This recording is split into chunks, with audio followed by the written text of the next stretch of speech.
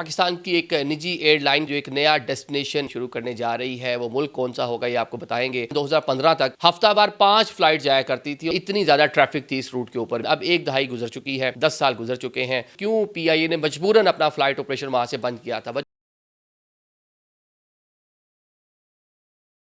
अस्सलाम वालेकुम नाज़रीन, मैं हूं आदिल निज़ामी और आप देख रहे हैं मेरा डिजिटल चैनल। नाज़रीन, आज का व्लॉग पाकिस्तान की एक निजी एयरलाइन के हवाले से है जो एक नया डेस्टिनेशन, एक नया फ़्लाइट ऑपरेशन शुरू करने जा रही है। वो मुल्क कौन सा होगा ये आपको बताएंगे। और माजी में भी उस मुल्क के साथ हमारे बड़े अच्छे ताल्लुकात रहे, बल्कि हमसे अलग होकर ही वो मुल्क जो है उसका क़याम अमल में आया। लेकिन वहाँ पे जो पिछली पॉलिटिकल रजीम थी, उसकी वजह से दोनों ममालिक के माबैन ताल्लुकात बहुत ही निचली सतह पर आ गए। जो इंडिया का इन्फ्लुएंस था, इंडिया ने जिस तरह उस कंट्री को पाकिस्तान के हवाले से इस्तेमाल किया, तो वो ताल्लुकात बहुत ही निचली सतह पर आ गए थे। लेकिन अब दोबारा से वहाँ पे फ़्लाइट ऑपरेशन शुरू किया जाना मकसूद है और एयरलाइन ने काम शुरू कर दिया है। आपको बताते हैं जनाब, हम बात कर रहे हैं ब्रदर इस्लामी मुल्क बांग्लादेश के हवाले से, जो 1971 में पाकिस्तान से अलग होकर एक अलग से मुल्क बना था। फ्लाई जिना एयरलाइन है जिसने अपना फ़्लाइट ऑपरेशन शुरू करने के लिए काम शुरू कर दिया है। कराची से ढाका डायरेक्ट जो है वो फ़्लाइट जाएगी और जो हुकाम बताते हैं कि जो पेपर वर्क है उस पर काम शुरू हो गया है। फ्लाई जिना के हवाले से आपको मालूम ही है कि मुझे ये पाकिस्तान की बजट एयरलाइन है।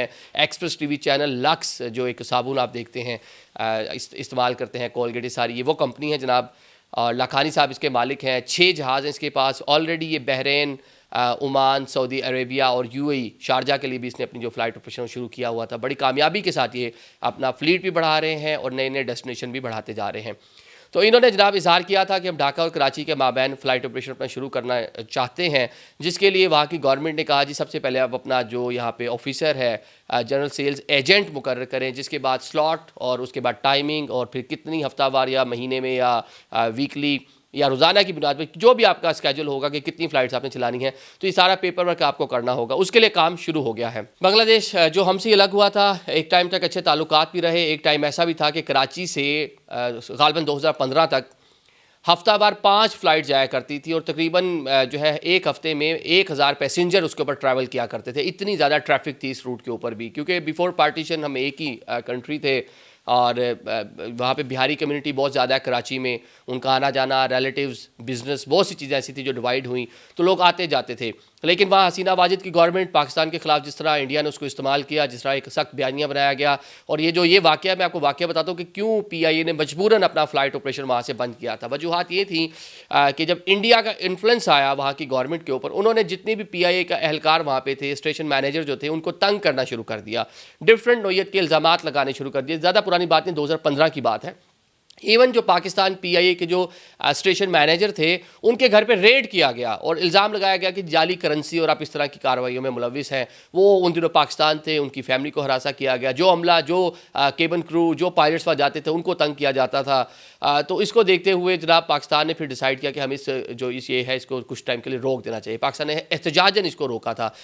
जिस दिन रोका था, जब रोकने का फैसला हुआ, तब ये हुआ कि एक फ़्लाइट जो बिल्कुल टेक ऑफ के लिए रेडी थी, उसको रोक लिया गया एयरपोर्ट के ऊपर और उसकी दोबारा से क्लियरेंस की गई, दोबारा से उसकी चेकिंग की गई। वहाँ के जो हसास अदारे हैं उसके एहलकारों ने जाकर जो है एक एक बंदे की सामान की दोबारा से, नहीं सिर्फ मतलब जान के पर्पज़ ये था तंग किया जाए। तो इसको देखते हुए पाकिस्तान की उस टाइम की जो गवर्नमेंट थी, उसने डिसाइड किया था कि हम इस ऑपरेशन को बंद कर देंगे। लेकिन उस टाइम को आर्जी तौर पर किया गया था, लेकिन अब एक दहाई गुजर चुकी है, 10 साल गुजर चुके हैं और ये अभी तक बहाल नहीं हुआ। लेकिन अब वहाँ पर हसीना वाजिद जा चुकी हैं। वहाँ पे मोहम्मद यूनुस, एक इंटरम सेटअप है जो उस टाइम हुकूमत के सरबराह हैं, उनकी प्राइम मिनिस्टर पाकिस्तान से मुलाकात हुई। उनके आर्मी चीफ ने रिसेंटली पाकिस्तान का दौरा किया। अब दोनों ममालिक के जो ताल्लुकात हैं बहुत बेहतर होते जा रहे हैं।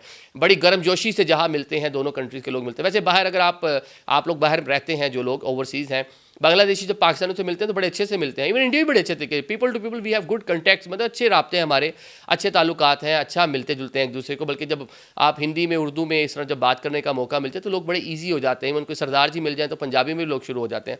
तो पीपल टू पीपल हमारे अच्छे ताल्लुकात रहे हैं, लेकिन गवर्नमेंट्स की सतह पर मुश्किल थी।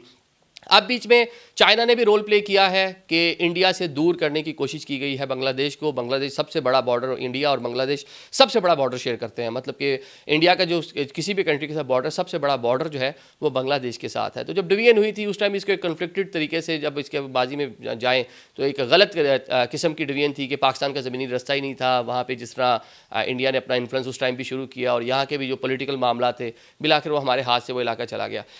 अब जनाब जो वीज़ा पॉलिसी है बांग्लादेश की, थोड़ा उस हवाले से बता देते हैं। सेहत हो, तालीम हो और तजारत हो, अगर आप इन 3 कैटेगरीज़ का पाकिस्तान में रहते हुए वीज़ा अप्लाई करेंगे, क्योंकि जो पिछली गवर्नमेंट ने चीज़ें बड़ी सख्त कर दी थी, अभी नई गवर्नमेंट आई है, आहिस्ता आहिस्ता चीज़ें नॉर्मलाइज हो रही हैं, तो जनाब आपको एक तो वहाँ से स्पॉन्सर लेटर चाहिए होता था। वीज़ा आपको मिल जाता था फिर भी, लेकिन स्पॉन्सर लेटर आपको चाहिए होता था। स्पॉन्सर लेटर के साथ आपको जनाब जी कुछ और भी बहुत सी चीज़ें, मतलब सिक्योरिटी चेक और इस तरह की सारी चीज़ें, वहाँ से ढाका से क्लियरेंस होकर स्टिकर आता था आपको और फिर आपके पासपोर्ट पर लगता था।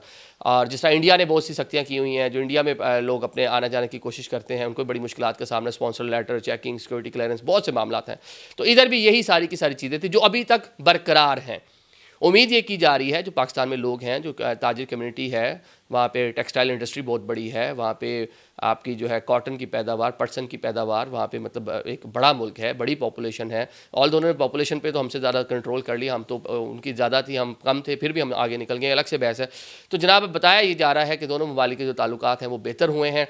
तो ये ना सिर्फ फ्लाइजिना, आने वाले दिनों में पीआईए भी अपना जो फ्लाइट ऑपरेशन जो 2015 में बंद हुआ था उसको रिज्यूम करने जा रही है, दोबारा से स्टार्ट करने जा रही है। उन्होंने भी काम शुरू कर दिया है, क्योंकि आप 2015 के सिर्फ अदाद-ओ-शुमार देख लें तो रोज़ाना मतलब आप देखें कि एक वीक के अंदर 7 दिनों में 5 परवाज़ें जाया करती थी। 1000 पैसेंजर था उस टाइम भी। जो मैंने बताया कि बिहारी कम्युनिटी, वहाँ पे बड़ी तादाद में बांग्लादेशी ताल्लुकात, एक ही मुल्क थे।